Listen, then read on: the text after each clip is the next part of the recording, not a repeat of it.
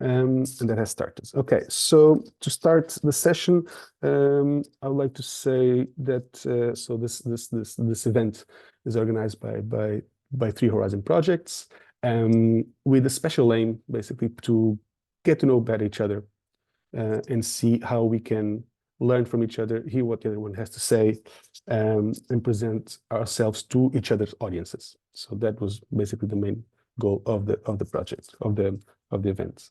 And now maybe I think it's best if I share my agenda just to explain a little bit more what this event looks like. So this, I think you cannot see it because there's this thing in the middle. So basically we have two parts. In the first part, we will hear 4-minute pitches from 10 projects that you can see here. And these will be very fast and a bit intense. I hope you can keep up. And then in the later parts, so at 11:30, I will open 10 breakout rooms, one per project, and you'll be able to join as you wish one of these rooms, and you can come in and out as you prefer. So you can hear and ask questions. Hopefully, we'll have lots of questions, and talk with the coordinators at will. Okay, so this is the concepts.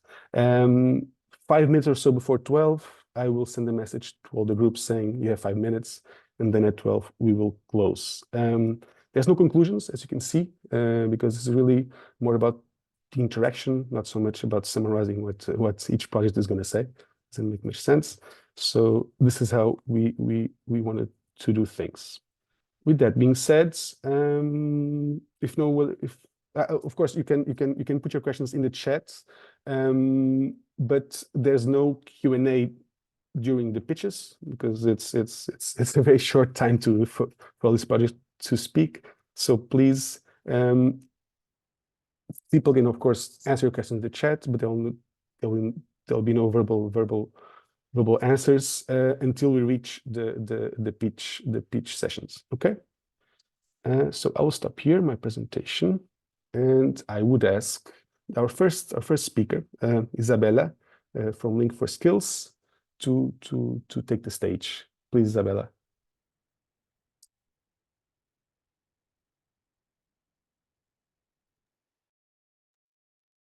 Hello, good morning. Thank you very much to organizers for organizing this event and having this opportunity to present our projects.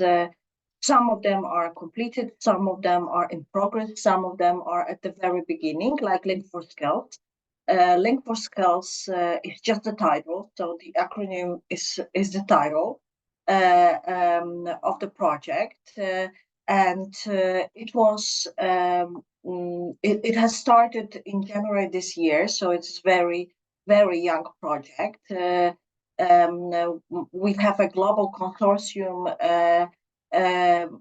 which I'm going to present to you in a moment. Here you can see it very well.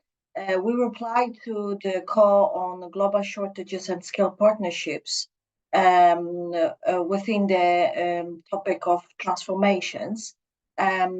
So it's a project which in fact deals with skills, but with special focus on migration and other mega trends, as I call them.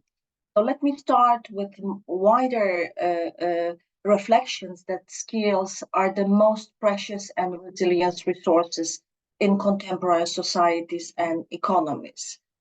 Skills have survived tsunami, financial crisis, pandemics, and they will survive current inflation crisis and war conflicts, which we know there are many in the world. But skills go with the people. So it's something the most precious which people can carry with them while flying the war. I myself, as a coordinator from Kozminski University, Center for Research on Social Change and Human Mobility, with the acronym CRASH, and we are experiencing here especially fleeing Ukrainians.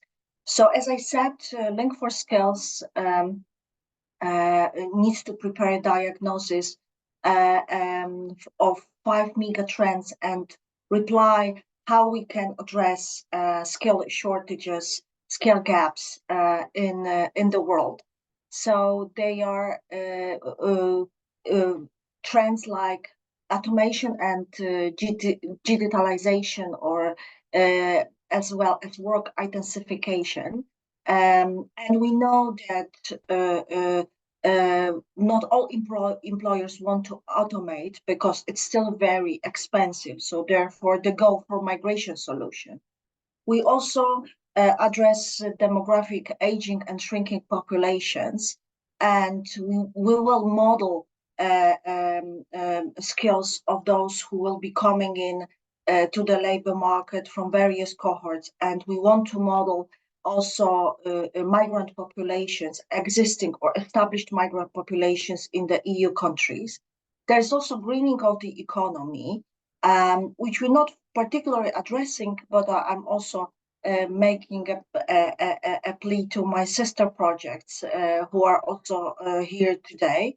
Globalization and migration, which is, of course, now, so to say, the biggest, the easiest answer to address skill shortages, although very challenging for the EU, especially in bringing non-EU qualified migrants to the EU labor market. We also address falling behind in lifelong learning. We know that EU did a lot about lifelong learning, but it's not effective because employment and activity rates are not rising as quickly as expected. So why we are linked for skills? The acronym of the project reflects linking for 4 per skill utilization and exchanges between origins and destinations. It embeds 4 processes of filling in skill gaps. As I said, re-upskilling of established population, including migrant population, rising wages, automation, and migration. It considers continents, Europe, Africa, Asia, and America, with selected case countries where skill shortages and skill flows will be considered.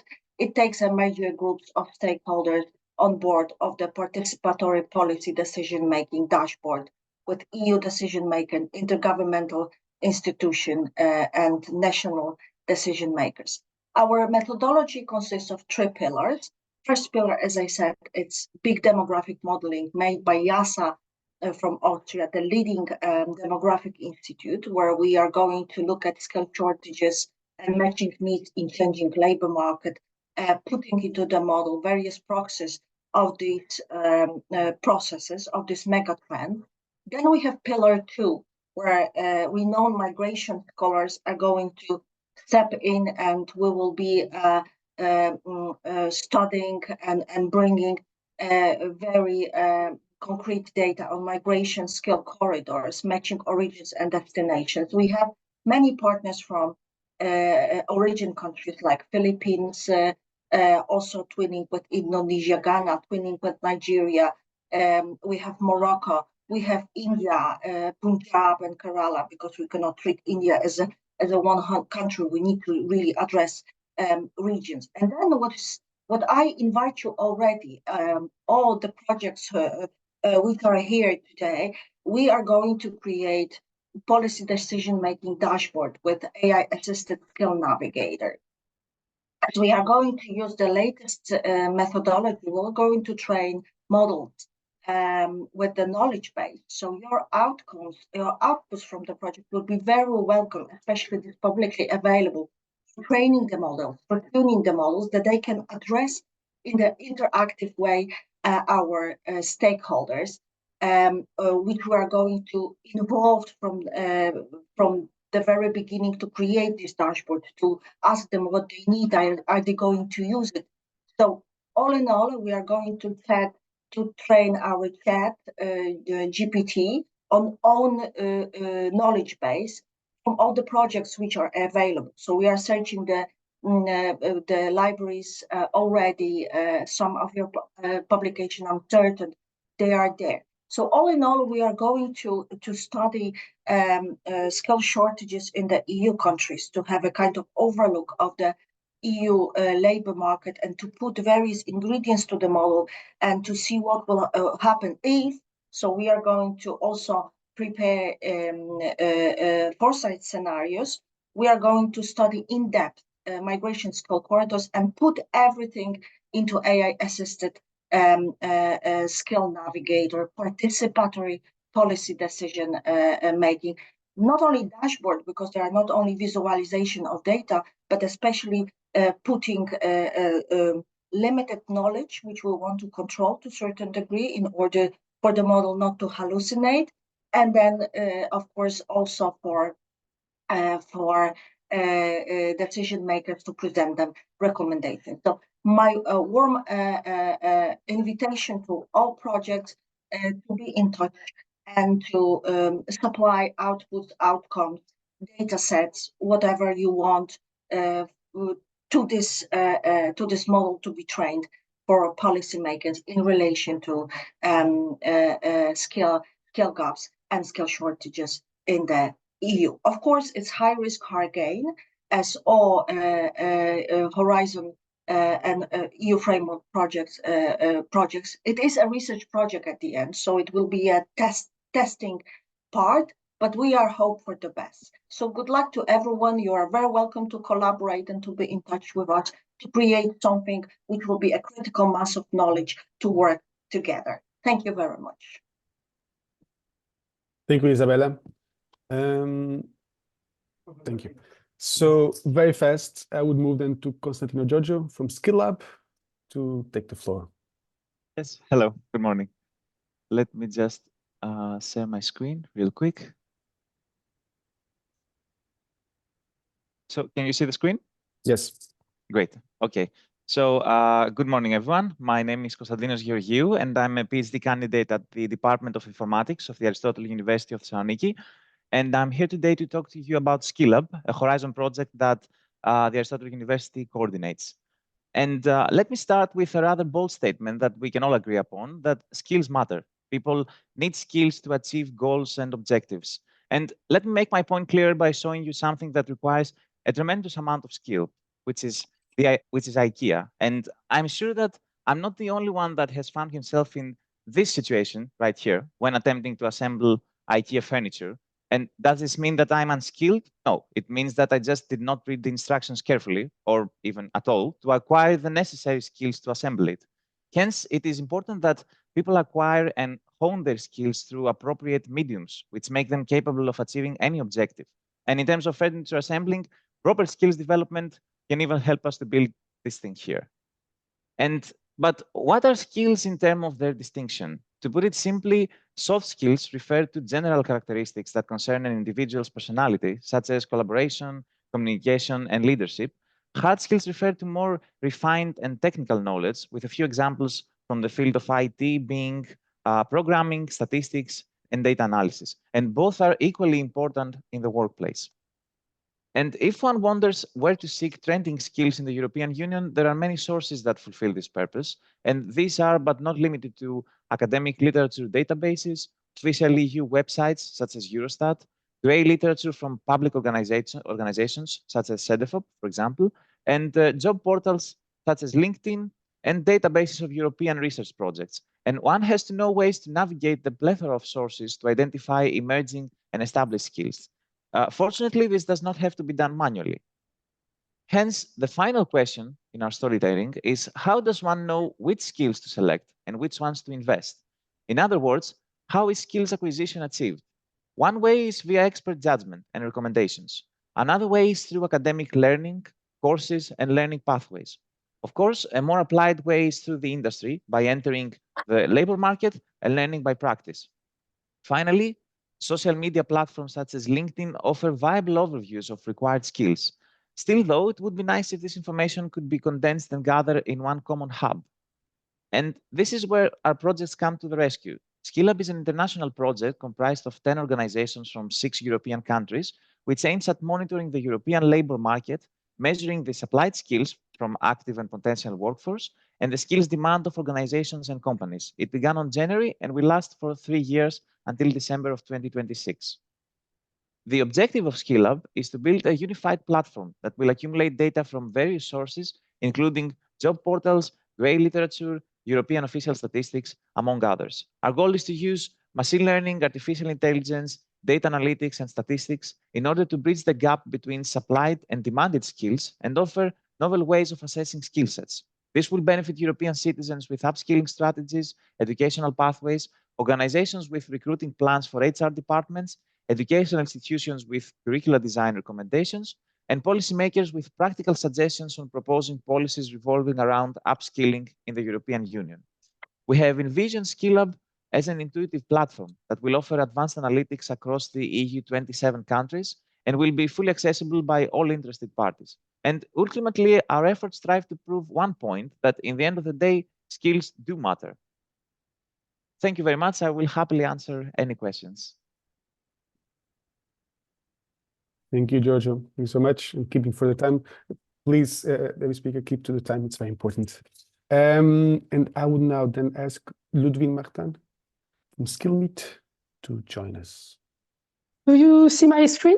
We do.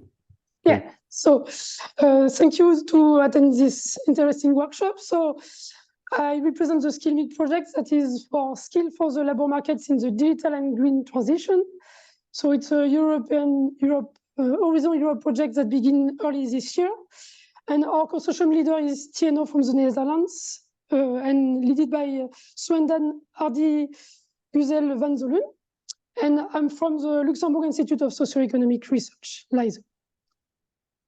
So let me try to move. So who we are? So we are a group of labor economists, data scientists, and sociologists.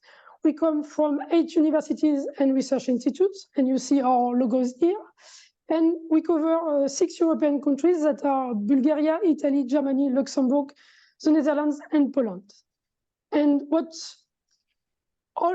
as said by previous projects, so we will use a wide range of data sources, like online job vacancies from LinkedIn, Glassdoor, and some others. Also training curricula from specific countries like the Netherlands and Germany. Also survey European data and also qualitative data. So a big picture, so we focus mainly on 2 mega trends that are digitalization and greening. And we will also gather the change that we face in Europe based on demographics, aging, and migration. And what we aim to provide is indicators of skill shortages and mismatches, because there is a lot of different definitions. And here we will really give to the others indicators. And so with a focus on digitalization and greening, we'll give a new insight into the drivers of these shortages and mismatches from both the skill demand and skill supply. And at the end, as the others, we will provide policy recommendations on how to reduce these skill shortages and mismatches. So to have the big overview of our work package structure and timeline, so we begin early this year. We have a lot of work to do to gather and process existing data and generating the data sets. So it's a preparation part of our project. Since fall of this year, we will deep into analysis of the indicators, drivers, and the factors that shape the labor shortages and skill gap. And since the beginning of this year, and you are welcome to be part of our stakeholder database. So we are now creating our stakeholder and research community, and you can already subscribe to our newsletter. So in the end, what we will deliver 9 data sets and indicators that will be quite sure useful for the other projects. We will also provide 9 technical reports, 15 research papers, 11 policy briefs, and you are welcome also to attend the conference and workshops that we will organize, 2 scientific conferences, 10 virtual seminars, and two roundtables in Brussels. And you can follow us on our website and on social media. I put here the LinkedIn and Twitter links. Thank you. Thank you, Ludwine. That's a good reminder. If any of the speakers have events, please, you can share them in the chat, and also, of course, in the next session. So I would invite Vitmantas, please, from Skills for Justice. Good morning. Thanks for this opportunity to present the project in this event. And our project deals with skills partnership for sustainable and just migration patterns. So it's from the same call regarding the global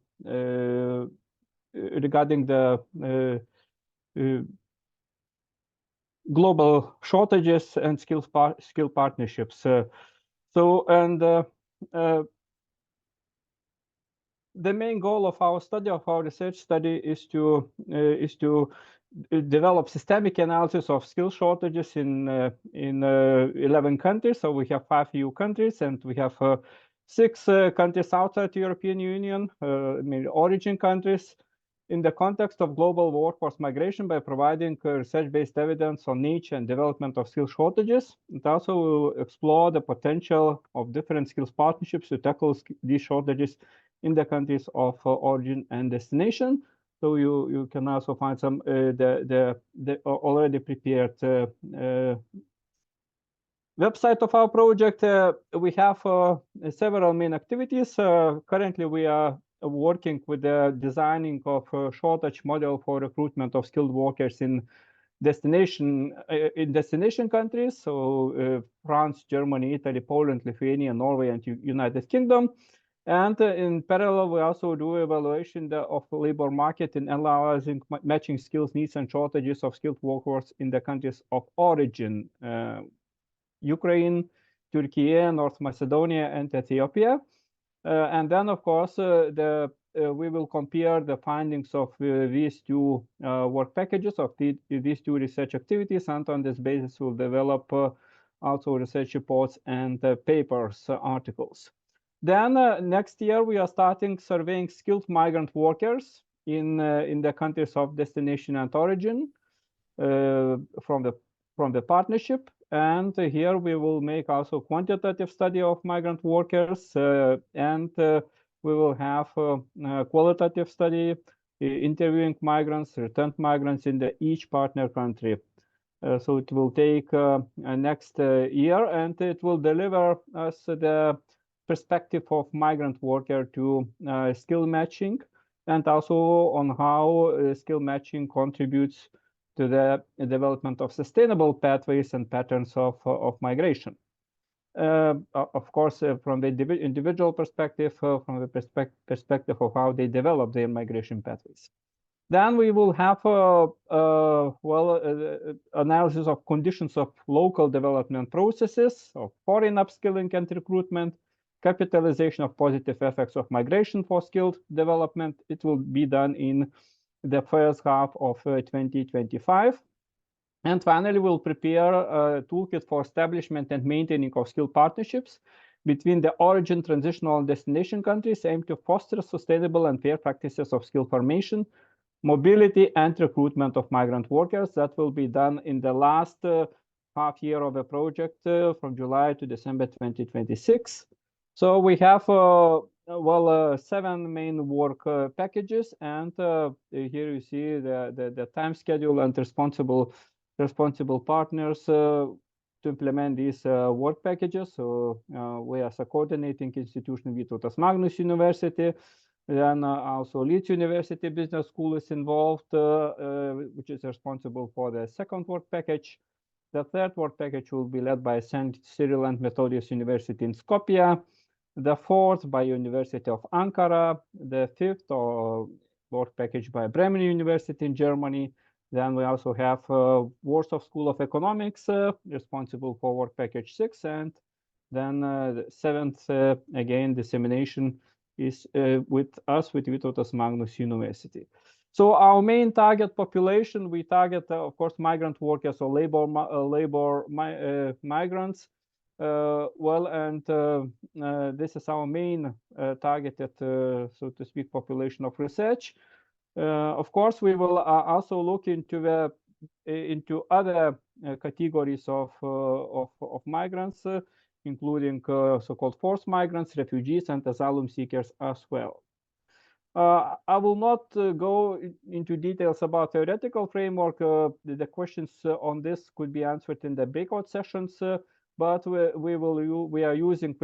multidisciplinary, taking multidisciplinary approach. So we refer to theories from economy, also institutional development theories in skill formation are considered, as well as sociological, culturological, and other migration theories are being taken into consideration in this project, and looking into the a kind of structure how we seek to disclose these links between demand and supply of skills and migration. So we of course take into consideration the perspective of origin countries, which make part of our partnership, as well as destination countries. And in analyzing these mismatches, then looking into the migration patterns typical for between these countries, will also seek to explore and to analyze the potential of skill partnerships for solution of skill mismatches in those countries. So here, in this part, we'll seek to provide our key recommendations.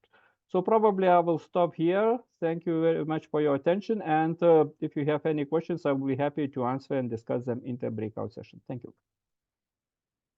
Thank you. Again, please keep your time. It's important, but thank you very much for the presentation. Next, mark levels, please. Inequality, 4 minutes. I think I'm going to start counting. Make sure. Mark? Yeah, I'm trying to share my screen. Please don't. Sorry. Yes. It working? It is. Well, starting to. All right. Thank you so much.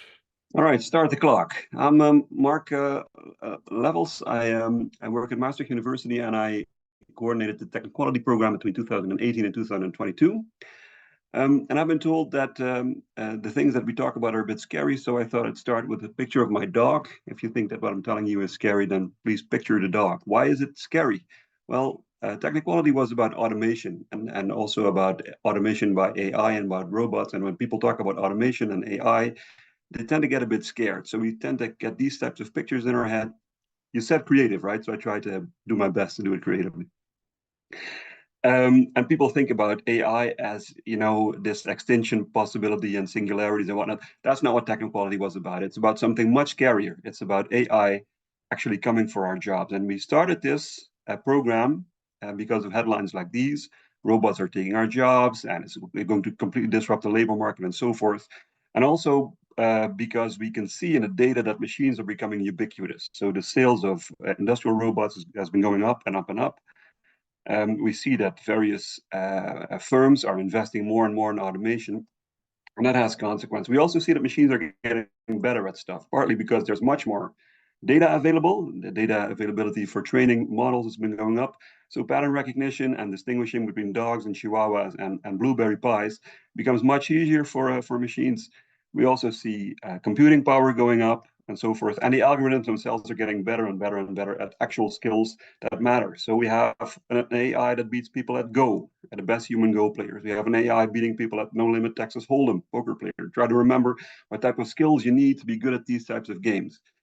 AI already in 2019, not a big surprise since ChatGPT broke, but has been better at reading and math than about 90% of all adults. The OECD did the math on that. And when you put the stuff in robots, all things are possible. This is a machine that will always beat you at rock, paper, scissors.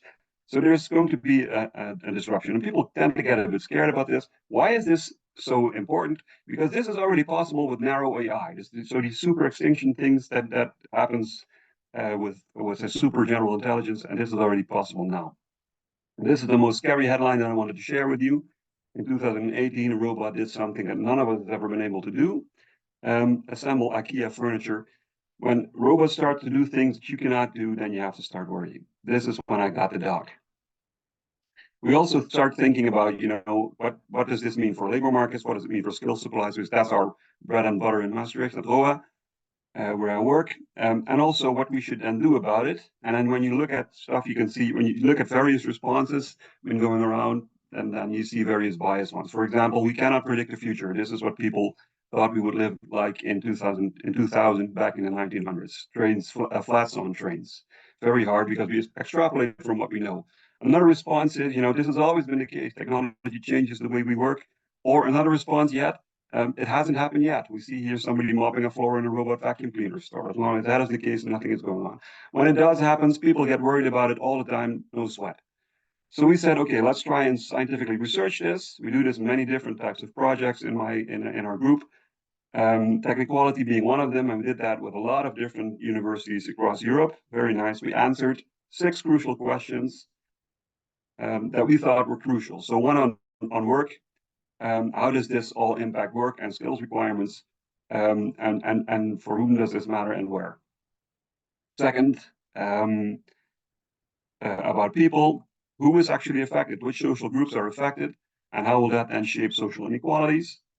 3, how can we deal with it in terms of education? Which skills should we learn? Which skills should we teach? To whom, when, and how? So is it just people in initial education? We also studied adult education and how to best teach the skills that are required. And then a couple of other packages, one on welfare. Should we rethink social welfare? And then what are unintended consequences, for example, of a participation income or universal basic income? 5, how does this all change public finances and taxes and so forth? And then another work package about, haven't we seen all this before? What is so actually different now this time? And can we actually learn something from the past? Well, I don't have time to give you all the answers, but if you want them or you want more info, please join me in the breakout session. I'll be more than happy to share with you anything we thought and did and said. Thank you very much. Thank you, Mark. Straight to the point. Very nice. Nice dog also. Next, Jojo Panos from Trails. If you could. Yes. Start to Hello. talk. Hi, everyone. Can you hear me okay? Yes. Great. And as you can see, my connection is not at its best today, so I have to connect from 2 sources. But as long as you can hear me and see my screen, we're more than well. I'm George Panos. I'm a professor of finance at the Aristotle University of Thessaloniki. I represent Project Trails, where together with another 7 partners, we aim to engage in the field of enabling data analytics for action that aim to tackle skill shortages and mismatch. So I'm going to try in 3-4 minutes to basically, give you the, if you wish, the basics of the project. Our aim is to build on current data regarding skills mismatches and to create novel tools and databases for measuring and classifying skills mismatching, trying also to empower, if you wish, some of the existing databases with cutting-edge technologies, including machine learning and artificial intelligence. The ultimate aim is to empower vocational training providers and adult learning centers to be able to match employees with educational opportunities addressing skills gaps. We are live since January for 3 years, and we're funded under the Innovative Research on Social and Economic Transformations. We have 8 partners in the project from probably 5 or 6 countries. It's a research-driven project using a lot of data analytics, essentially, and big data analytics primarily. We're aiming to use almost all available databases at the European Union level, secondary databases that is, along with some really high quality administrative databases from 6 countries, and the primary databases that we will create during the duration of the project, trying, if you wish, to provide tools that will stay for the following generation of projects and researchers as, if you wish, empowered versions of existing and new databases. Now, the motivation, I'm guessing, I don't need to talk much about it to this group. There is the urgent recognition of skills mismatch as a multidimensional challenge that affects everything from productivity, social welfare, cohesion, and also from the finance perspective that is of interest to our agenda as well, household finances, ultimately. We have the changing labor market requirements that are triggered by all sorts of shocks that have been coming in the last few years, including the current energy crisis and the need to allocate work efficiently, essentially along with minimizing unemployment and filling the skills gap, is something that is called for really urgently, in line with also what is described recently as the great restructuring that is happening or about to happen. So we're primarily a data-driven project, aiming again to empower the existing databases with new tools provided by machine learning and artificial intelligence technologies. We, in some ways, for those of you familiar with what exists in the US, such as the ONET, essentially classification in the ONET data for addressing skills mismatching. Our ultimate, if you wish list is to try to create something similar at the European Union level, which we find does not really exist as a tool that researchers and policymakers can use. Our structure, our architecture is at the 8 work package level. In terms of the progression, we are currently, if you wish, in year 1, and we're well into year 1, where we have a running website that has recently gone live, and we're at the stage where reviewing the state of the art, at setting the questions of the project in a structured and meaningful way, and essentially aiming to start building on the synthesis process that the project wishes to conduct. So our milestone for year 1 is through this process to get into a survey and experimental design protocol, where essentially we will have everything required to progress into years 2 and 3. As I mentioned, our website is currently live. We're also live and active at the social media. So essentially the project has started, if you wish, well into the first dissemination activities, which we aim to continue in years 2 and 3. I will probably put the dot here, as I realize the time is short. I'm happy to address any question and discuss further during the meeting rooms that will follow. Thank you so much, Audros. Very good. Yusuf from Clear, please. Yes, let me share my screen as well.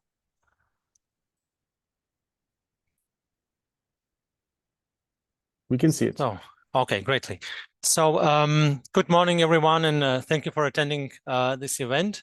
My name is Joseph Zalinka from the University of Münster, Germany, and I will present you the core idea and research objectives of the research project Constructing Learning Outcomes in Europe, a multi-level analysis of underachievement in a live course. And I will spare the details then for the breakout sessions.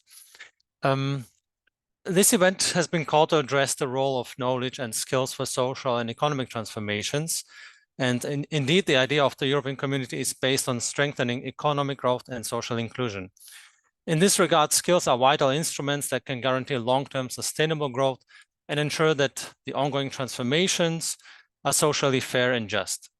One concept that unites these attempts and policy and research is learning outcomes. Learning outcomes include skills, abilities, and competencies which result from the learning process. Currently, Europe is facing low levels of learning outcomes in great parts of the continent. And although there have been constant attempts to improve this situation, with billions of euros invested in policies tackling underachievement, the situation has barely improved. This is also demonstrated in the last call of the European Commission, which addressed poor learning outcomes in basic skills and early school leaving at national, regional, and local level in Europe. As one of the successful applicants, the research project CLEAR is taking a completely different approach to learning outcomes. While we acknowledge the need to improve the quality of learning outcomes in Europe, the core idea of our project is to look into the processes of what we call construction of learning outcomes. Currently, and this is a result of our project, learning outcomes are conceptualized mainly as quantifiable, measurable, and indeed governable outcomes of preferably formal education. As a research consortium of 13 partners from 8 EU countries, we investigate how learning outcomes emerge as a result of interplay of unique factors and actors at regional and local levels. The institutional arrangements, social structural conditions, skills ecologies, individual dispositions and abilities, but also, very importantly, the impact of spaces and intersectionality. We use a mixed method, multi-level design with a transversal participatory approach to study how learning outcomes emerge in different settings and also to actively engage young people in vulnerable positions and to listen to their voices. In the research, we integrate dynamic concepts of life course research, intersectionality, and spatial justice. What we want to stress is that learning outcomes are unique results of multiple dynamic factors, which cannot be easily replicated or rescaled to other regions or settings. Quite the contrary, what needs to be acknowledged is the non-scalability of learning outcomes, that is, their embeddedness to local skills ecology. To close this very short input, the overall goal of the project is to shape the way how we think about learning and success, about what counts as achievement and what are the in-demand skills in different regions. And finally, how skills can be improved sustainably and without producing new layers of underachievers. Ultimately, we will produce policy recommendations fine-tuned with visions of young people and a number of policy briefs and academic publications which are currently on the way. I wish to present to you more details about the project in the breakout sessions and wish you all to spend a nice time. Thank you. Thank you so much, Joseph. Next, Raquel Amaro from iReach for Skills, please. Okay.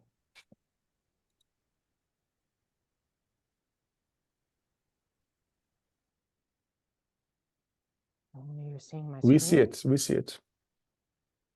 Okay, here we go.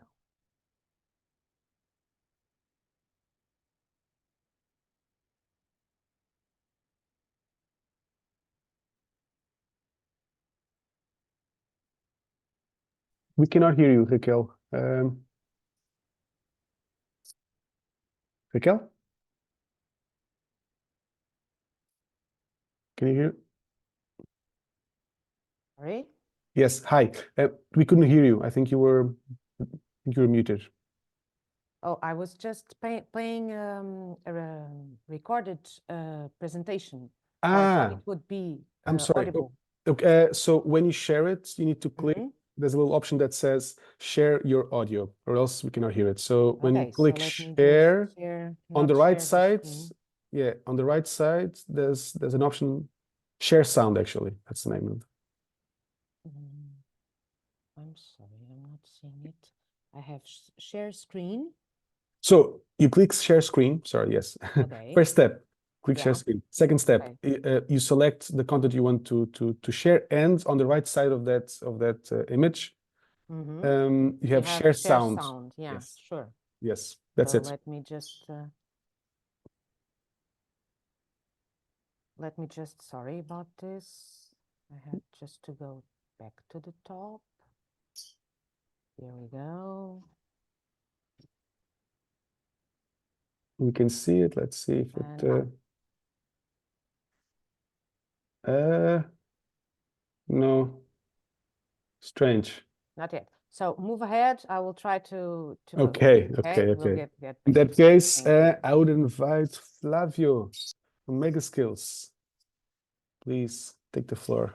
Thank you, Afonso, for the invitation. Let me share my screen too. Please. No audio sharing needed, so we can go ahead. So thank you very much for the invitation, for being here. I am in substitution of Leire Bastida, and I would like to introduce the project by highlighting the three major challenges that gave rise to our project MEGASKILLS.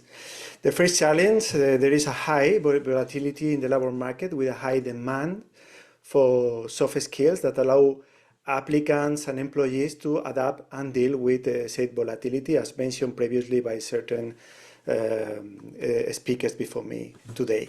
The second challenge is a massive and natural gamification in society through the use of video games in adults specifically. That means that this is the group of subjects of working age, and that is producing millions of behavioral data that no one is making usable or profitable, not even those who are producing this data, these video game players, neither the video games company at all. And the third challenge is a huge gap between the demand for certain skills in the labor market, but their virtual absence from formal educational program, especially in university degrees. These three challenges are the basis of the MEGASKILL project that is consortium project called part of the call condition for the successful development of a skill matched to needs in a Horizon Europe. It's a Horizon Europe call, and the consortium is confirmed by Tecnalia, GCON, Southampton and Palaki Olomouc University, Cegos or Digital, CAPME Entrepreneurs. That's all. So the solutions proposed by MEGASKILLS are as following. First of all, is this challenge or shown before of the soft skills need for normalization and taxonomy. So we propose to normalize, making a kind of standard soft skills definition and taxonomy. So in this regard, it is necessary to standardize its definition because there is a great disparity in soft skill definition. And if we want to establish a system for training and evaluating soft skills, it is completely necessary that these skills be at least to a certain degree standardized and defined with a certain degree of detail. This, the responsible of this solution are the already mentioned universities. The second solution is to investigate the relationship between the use of commercial video games and the development of those soft skills. To find it out, that's the case. We used a pre-test and post-test procedure with a video game practice program right in the middle. And this experiment is the responsibility of the GCON Foundation. And on the other hand, the Tecnalia team is responsible for creating a data and information management platform to train artificial intelligence algorithm whose objective is to find patterns that allow said artificial intelligence to find more correlation indicators between the video games and the soft skills. The third solution is to build a pedagogical methodology that has the necessary educational tools for digital and non-digital for the training and measurement of these skills with video games. This solution requires the implementation of an integrative educational model for both teachers and students, a necessary process to generate a real impact both at the educational and labor sectors. This model must be tested due to the paradigmatic condition of the project. This task is mainly carried out by CAPME Entrepreneurs of Digital and Cegos. So MEGASKILLS is a research and innovation project to provide solution to the three aforementioned challenges.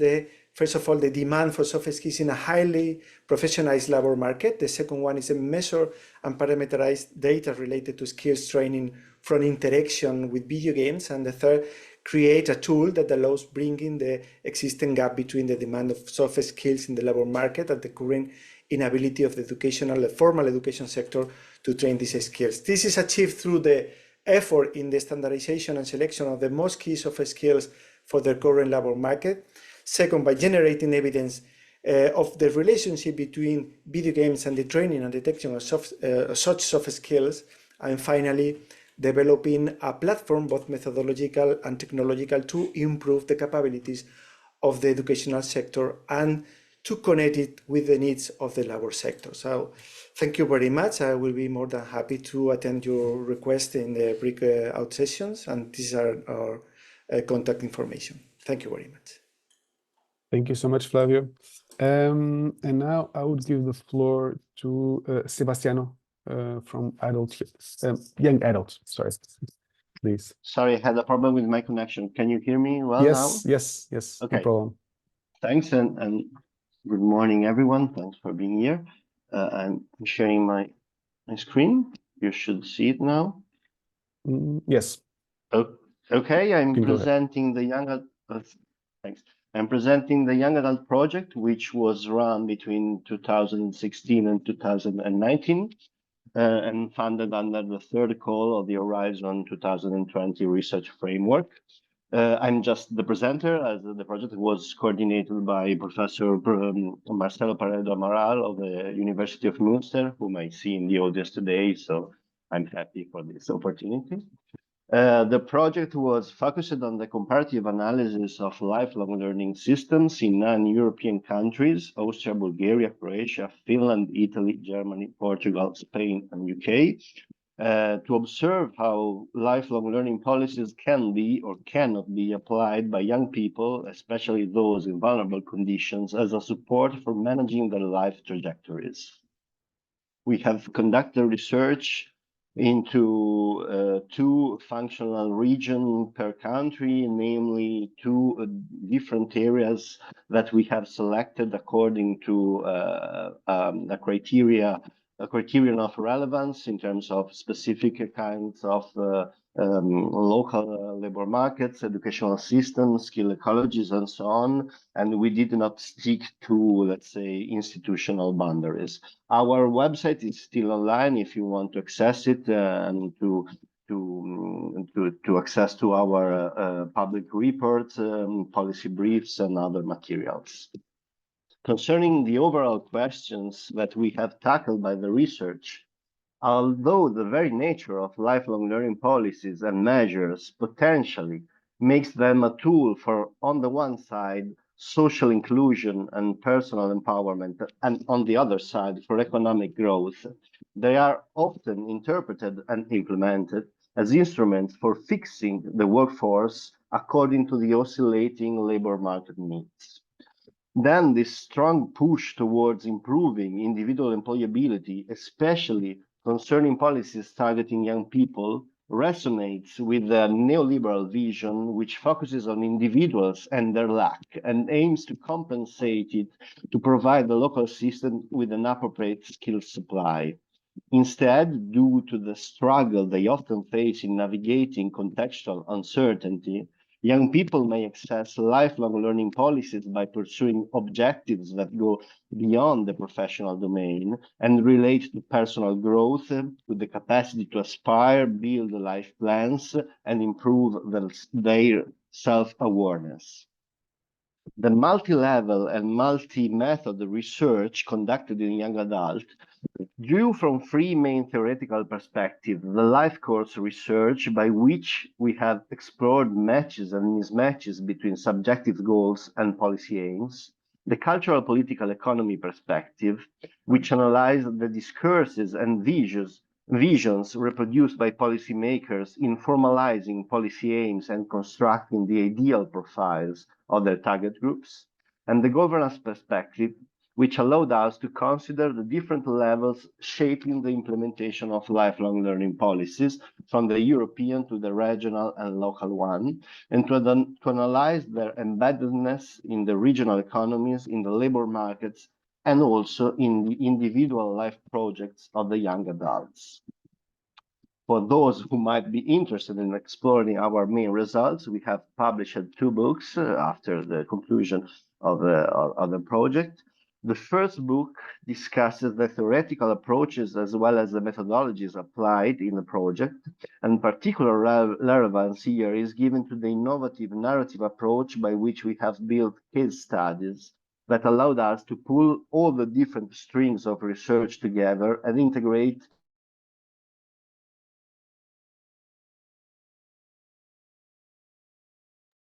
Sebastiano, are you there?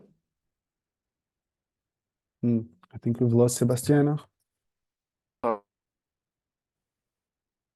you there? We can still see your presentation, but we cannot hear you. And yes, we see you changing.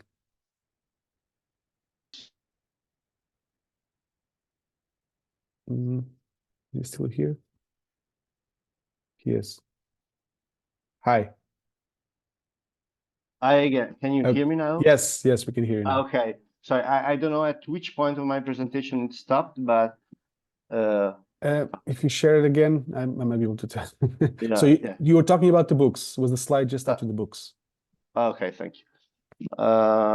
Okay, I was briefly just saying that the second book draws from the main results of the research project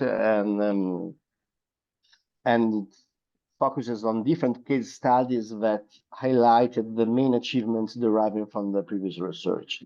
Very shortly, we have observed how young people participating in lifelong learning policies cannot be depicted as passive recipients adapting to the policy goals, as they can actively reshape the official aims of the policies and apply them as tools to pursue their subjective objectives. In this sense, the kind of relationships that they can build in the local context are pivotal, as the structure of opportunities accessible by young people is in turn affected by the nature of the relationship with adults and institutions at the local level. Consequently, the diverse governance patterns applied in relation to different contextual features create a landscape which hinders or promotes young people's agentic capacity according to different combination of structural factors, cultural representations, especially regarding the constructions of the ideal target groups of policies, and relationships built at a subjective level. So for the moment, I think it's all, but I'm eager to hear your questions in the following section. Thank you very much. Thank you, Sebastiano. Just one heads up. So many of the parts already presented are sharing their links on the chat. So for those that are not paying attention to the chat, you can know more about the projects through there. I would then give the word to Jörg for skills for capabilities. Yes, thank you, Alfonso. Hi, everyone. My name is Jörg Markovic from 3S Research and Consulting in Vienna, Austria, and I'm the coordinator of the Skills to Capabilities project. Unfortunately, our awesome press officer, Emily Eriksson, couldn't make it today, but don't worry, she recorded a video for us, so you can listen to her instead of me struggling with English. After that, I would be happy, of course, to chat and answer any questions you may have in the breakout session. So let's get started. Perhaps Alfonso or Tessa, can you run the video? Skills to Capabilities is an interdisciplinary research project that brings together experts from across Europe to better understand how education and training systems are responding to meet the changing demands for skills in a way that is beneficial for both employers and workers. Skills to Capabilities is about understanding how skills systems need to develop if they are to better assist people in making labor market transitions. To do this, the project looks at both the supply and demand for skills in vocational education and training. The project takes an inclusive approach, which sees human capital models and capabilities models as complementary. In other words, skills should both help meet employer demands and provide individuals with choice and the opportunity to flourish. Now, let's look at just two of the research projects taking place under the Skills to Capabilities banner. In one part of the project, team members are taking a comparative perspective to understand how strategic policy documents are designed and implemented across 6 European countries. Education and skills are central for both economic performance and societal well-being. To realize this potential, many countries have introduced strategic policy documents. However, there has not been a systematic approach to try to compare these policies and their implementation. Skills to Capabilities is working to fill this research gap. We hope to learn more about what factors are central to the successful implementation and to identify how to best balance economic and social goals when making skills policy. Another part of the project is looking at the responsiveness of vocational education curricula to understand how it adapts to changes in the field of work, changes that may be driven by technology, policy, or market shifts. Members of the Skills to Capabilities team are looking at these changes for industrial mechanics, healthcare workers, and heating and ventilation technicians. Preliminary findings indicate that even though the occupations we're looking at have been subject to substantial changes in both technology and tasks, the curricula have not changed to the same extent, and sometimes the curricula changes are actually quite minor. So far, it seems that this is a strategic choice taken that keeps the curricula general rather than tied to a specific technology. This allows for flexibility and time to absorb the change without having to necessarily change the curricula. Thank you for joining us in this introduction to the Skills to Capabilities project. This video has highlighted only a couple of the many research projects that are taking place as part of Skills to Capabilities, but there is so much more to learn. So please visit the project website to read about everything else we're up to and to learn about all of the members of our research consortium.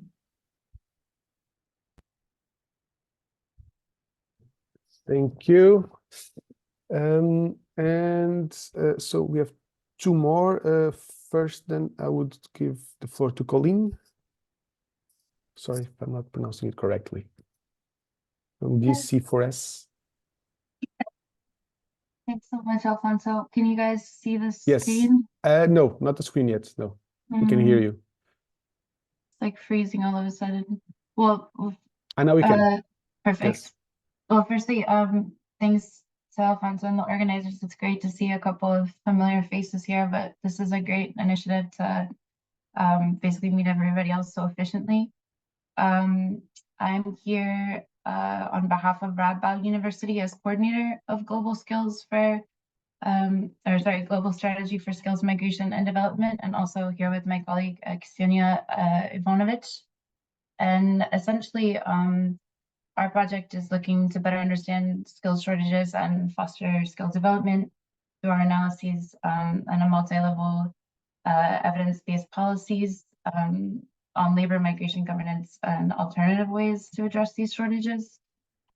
So we benefit from a 13-partner consortium that feed into this multi-level and multidisciplinary analysis, and not only across Europe, but also third countries. And another great part of our consortium is that we draw not only from research, but the civil society sector and private sector. And when I talk about better understanding these skill shortages and looking at alternative ways when we're developing policies for labor and migration governance, we focused on three sectors specifically, not just based on the Horizon call, but also from a research perspective made sense: the digital construction sector and the care sector. And both also then from a research perspective and drawing from our consortium expertise, we're looking at 6 different regions to bring this global approach, including not just the EU, but the European Economic Community, the Western Balkans, Middle East and North Africa, West Africa, and Southeast Asia. And I thought the best way to, in our short time, give you guys an idea of what we're looking to do would be to not only provide these objectives, but it's also to collectively provides our added value. The first one, when we're addressing the skills shortages in these selective sectors, we want to do so by merging all of these policy fields together. So not just looking at it from a migration perspective, but also from the points of view of education and development and trade, which is challenging, but so far we're going for it. And then secondly, in combination with that, we wanted to bring in something that we felt was understudied and underrepresented, and that might help feed into these policies, the business perspective. So when we're looking at these alternative ways, asking for their inputs into that at both macro, meso, and micro levels. And when I speak about alternative ways, you'll see the little pop out here are alternative ways that we've identified initially, because there's other projects I believe also mentioned here. We're starting off this year only, so this is what we've mapped out so far, but we're not limiting ourselves. But they include education and reskilling, labor mobility of migrants already present in the EU or in the third country, trade and service posting, automation and remote work, and partner shoring. And then finally, together with the business perspective and also merging all these policy fields, we want to offer practical tools. And we're not just looking at policymakers when we're as an audience, but businesses and educational institutions, and of course the workers themselves. I think I'll just skip to the end to give you our QR code so you can have a look at our website. And if there's any things to clarify, we can do so in the breakout sessions. Thanks so much. Thank you so much. Thank you so much. Okay, last but not least, we'll give another go to our Read for Skills. I will try to share it myself because this is a bit tricky. See how it goes. I hope this works. Can you see the presentation? Yes. think. Yes. Thank you. Yes, Thank we you for are. confirming.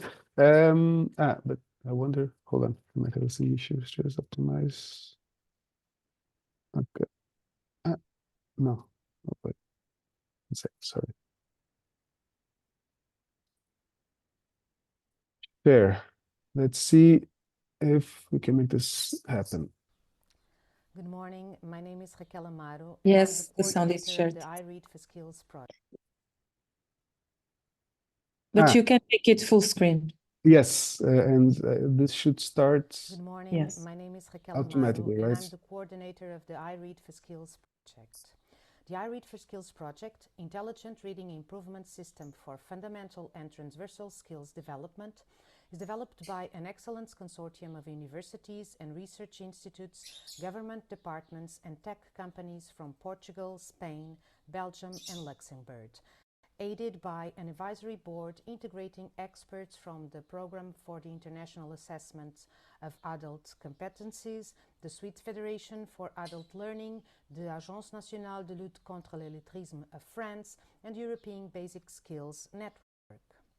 Reading skills are fundamental to acquire technical and scientific knowledge in formal education and training or in practical working contexts. It is a known fact that people with low literacy skills are less able to acquire and sustain transversal and durable skills needed to stay apace with the changing job market and to lead meaningful and complete lives. However, promoting reading habits and reading skills in adults, it's quite challenging due to the lack of dedicated and/or adequate reading materials. Supporting the adoption of innovation, the I Read for Skills project aims to promote the development of reading skills through an intelligent system that evaluates text complexity and suggests reading materials adequate to the user's reading level. The system can also be used by trainers and other content producers to create or adapt texts with appropriate level of complexity for their target audiences. The successful development of the I Read for Skills project will have positive impact on society, contributing to improving individual reading skills and habits, thus improving their access to knowledge and culture, and their ability to lead complete lives, and contributing to adult learning and vocational education training policies, and to educational institutions with better practices and higher rates of success. It will impact science and knowledge on educational strategies, language technologies, and linguistic complexity, but also contributing to the humanization of the technology development process and to innovation and interdisciplinarity. Finally, it will impact economy by promoting a more flexible job market and more prepared and adaptable workers, more competitive companies with less costs associating to training and thus more prone to innovation, and also by opening up the cultural market related to reading and publishing. The I Read for Skills project aims to design a sustainable system, scalable to different languages and knowledge domains, for instance, ensuring a response to an ongoing demand, operable in various educational and training situations, and applicable to diverse businesses and contexts.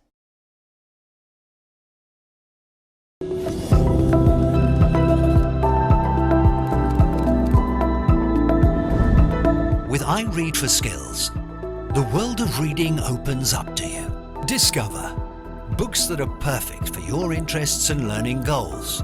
Conscious purchasing decisions to make the most of your reading pleasure. Relevant materials that contribute to your ongoing development. Improved reading comprehension and interpretation skills, making you a more effective professional. Give yourself an enriching and rewarding reading experience. I Read for Skills, a new journey through knowledge.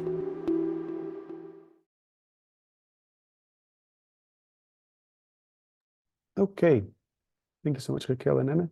And with that, we come to the end of this first part.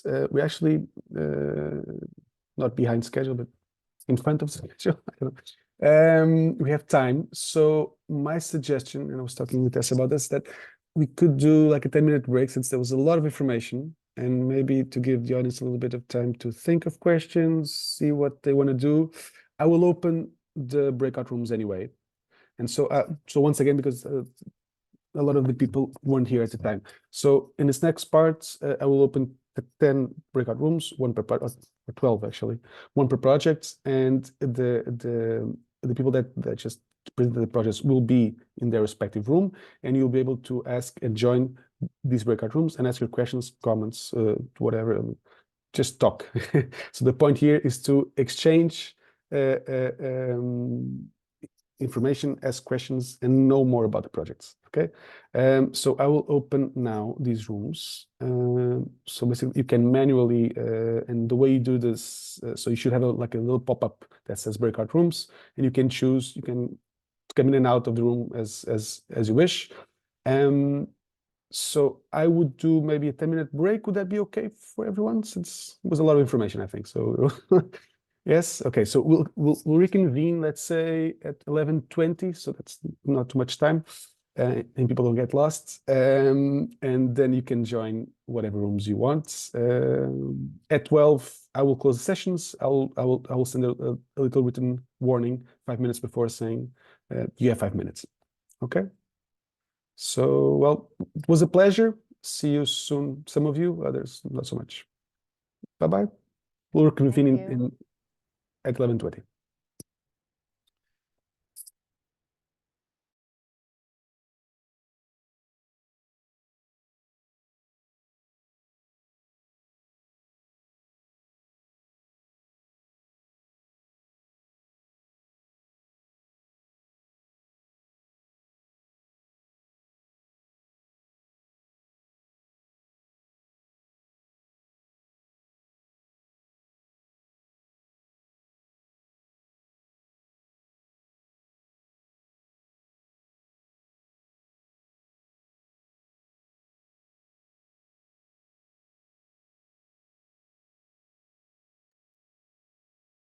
Hi, Flavio. Hello, Alfonso. I just want to say hi. How are you? Thank you very much. It's a bit intense. Fine. I'm sorry because I forgot to play the video. I was so concerned on being in time that I forgot. Yeah. But you can do it now if you want. I mean, now if we have people over. No, it's okay. It's okay. I think people is escaping from the. Sure. I wasn't really focused on the content because I had so many things here in the chat and etc. What do you think of the presentations? Were they useful? I was taking some notes from every presentation, and I was I think two of them are close to us in terms of, for example, the use of technology to. Yeah, there's one about AI, right? They were also using AI at the same. Yeah. The use of artificial intelligence to check on my skills gap and skill shortages. So a skill lab is one of them. Skill lab with one of the first. Lefteris Angelis, and the other one was something like Korea. Let me check it. Check it, please. It is the other one. No, Trails. Sorry, Trails. Trails, enabling data analytics for action, tackling skill shortage and mismatch. So I think two of them are very close to us. So I will keep in touch with both.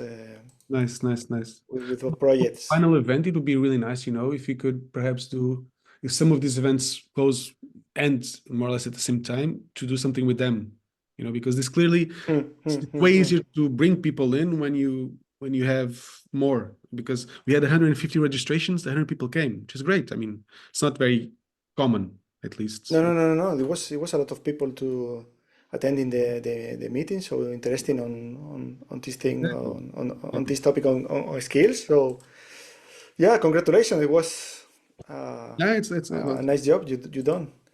It was. I will. Maybe we can organize some a meeting with this couple of projects. I will talk to later too. Yeah. In order to know her ideas on that.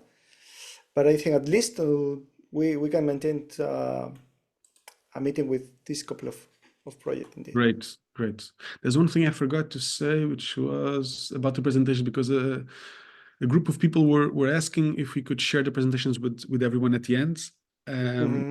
I think I will email all the speakers later asking that, and then email the participants with that.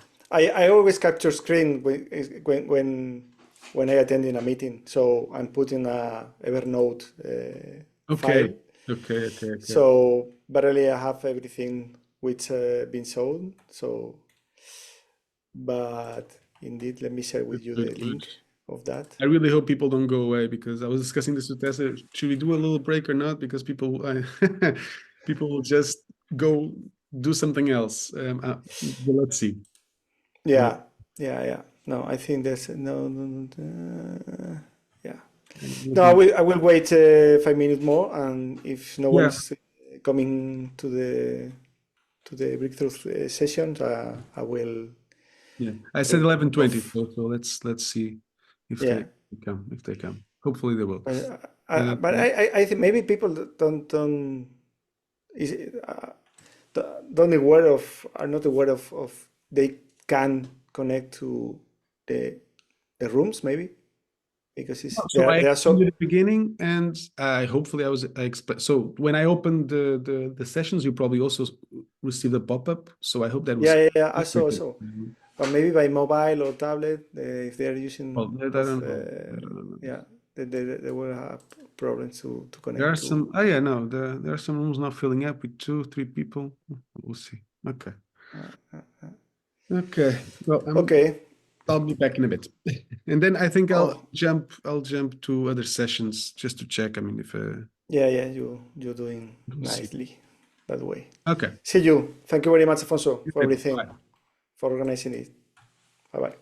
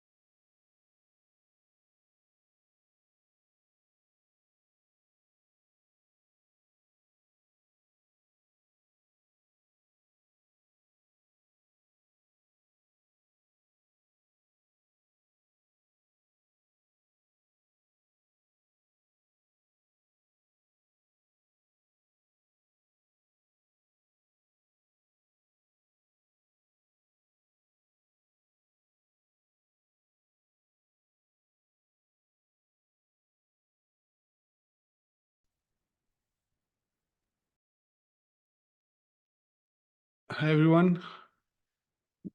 We're back. So those of you who are still here, you can join the breakout sessions.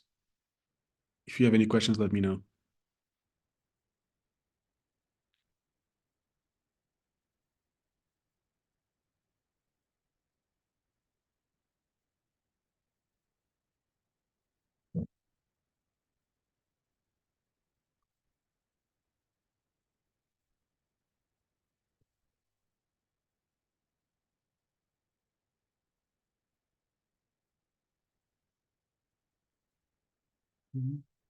Charlotte, can you hear me? I hope. Yes.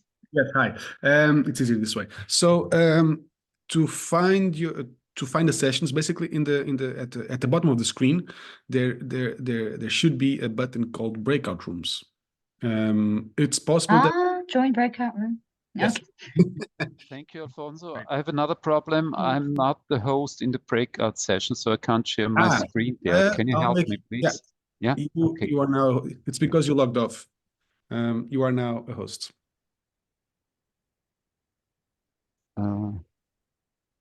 So you need to enter the session and then you can share it. Okay. Yes.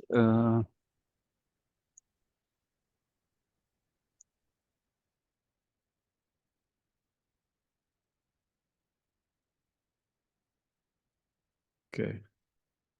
Those of you who are still in this common room, feel free to join whatever session.